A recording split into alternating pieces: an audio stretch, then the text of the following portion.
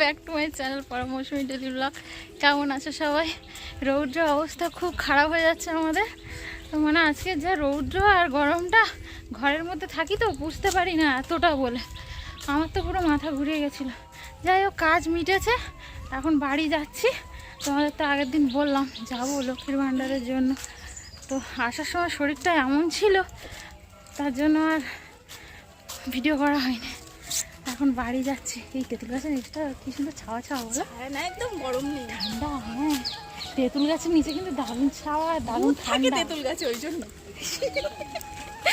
তেঁতুল গাছে ভূত থাকে না, পেতনি থাকে। এখন আমরা ঢুকে পড়েছি দারুণ একটা জায়গায়। দারুণ মানে দারুণ। তোমাদেরকে ভয়েসটা দিচ্ছিলাম, দিতে দিতে ভাবলাম যে কপিরাইট আসবে। এর ভেতরে রবীন্দ্রসঙ্গীত চলছিল, সেই কারণের জন্য এই নর্মাল ভয়েসটা দিলাম না। তো দেখো কত সুন্দর একটা জায়গা। এটা হচ্ছে রবীন্দ্রনাথের ডাক বাংলো। এখানে হচ্ছে 5 টাকা করে টিকিট। আমাদের এখানে খুব একটা বড় স্পেস নয়, আমাদের এখানে বলতে গোসাবাই আর কি, যেখানে আমরা বিডিও অফিসে এসেছিলাম ঠিক তার পাশে। তো স্পেসটা খুবই ছোট হলে কি হবে, রবীন্দ্রনাথ এখানে এসছিলেন, এসে মানে কাঠের একটা ডাক বাংলো আছে, এখানে উনি থাকতেন, কবিতা লিখতেন। তো এরকম একটা ব্যাপার মানে শুনেছি আর কি।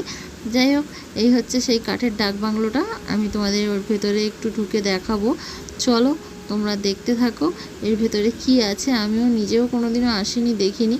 তো দেখতে পাচ্ছ দুজন ছেলে নামলো, ওরাও সবাই এখানে ঘুরতে এসছে। এখানে তালা চাবি দেওয়া দেখতে পাচ্ছি, আর পুরো কাঠের। এই যে ডাক বাংলোটা রয়েছে পুরোটা কাঠের তৈরি, আর এমনি অন্য কোনো কিছু দিয়ে তৈরি না আর কি। সে বহু যুগ আগে তৈরি, কিন্তু কত ভালো আছে এখনো পর্যন্ত সমস্ত কিছু, বিশেষ করে কাঠগুলো। তো এইখানে একটু ফাঁকা দেখছো, এগুলো সব কাঠগুলো সব ভেঙে গেছে যেহেতু বহুদিন পুরনো। আর এখানে সব ছেলেমেয়েরা প্রেম করছে চারদিকে, দেখতেই পাচ্ছ সব। আড়াল তো এই দিকটা, সব এই দিকে চলে এসছে। আমরা একটু ঘুরে ঘুরে চারদিকটা দেখে নিলাম।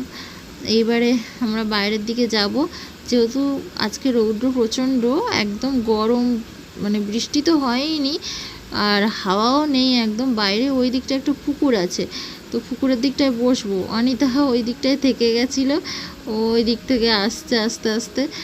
ও প্রথমে ভাবছিল ওখানে একটু দাঁড়াবে, সেই জন্য ও ওই দিকটা দাঁড়িয়ে পড়েছিল, আর আমি সামনে এগিয়ে চলে এসেছি।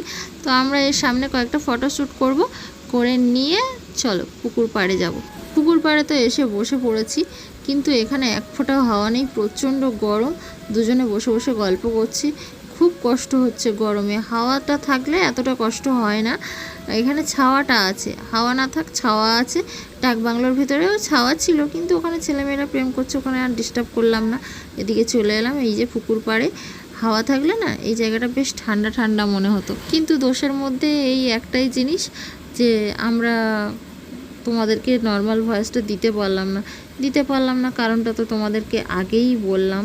আর জানো তো কি হয়েছে, আমার এই পাশে একটা ব্যাগে প্রচুর চিপসের প্যাকেট ছিল, তো আমরা খাবো ভেবেছিলাম। তো তারপরে দেখলাম যে ওই ভাইটা নিজে থেকেই আমাদেরকে দিল আর কি। তো ওই যে আসছে ভাইটা, তোমরা তো দেখতেই পাচ্ছ।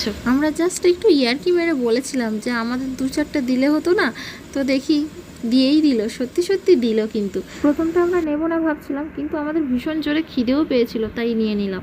আমরা এখন বাড়ির পথে রওনা দিয়ে দিয়েছি। একদম বড় নদী, দেখতেই পাচ্ছ, নৌকায় উঠে গেছি। আর জানো তো এখানে না ব্রিজ হচ্ছে, তোমাদেরকে একটু ঘুরিয়ে দেখাবো। তো চারদিকে ছাতা, তো যেহেতু রোদ প্রচণ্ড, তাই জন্য সবাই ছাতা টাঙিয়ে রেখেছে। এই দেখো, এই নদীর উপরে ব্রিজ হচ্ছে, তো তোমাদেরকে একটু দেখিয়েও দিলাম। ব্রিজটা বেশ খানিকটা হয়েছে, জানি না পুরোটা কমপ্লিট হবে কিনা, এরকম ব্রিজ আমাদের এদিকে অনেক পড়ে আছে। তো গাইস, আজকের ভিডিওটা এই পর্যন্ত, পরে কথা হচ্ছে আবার।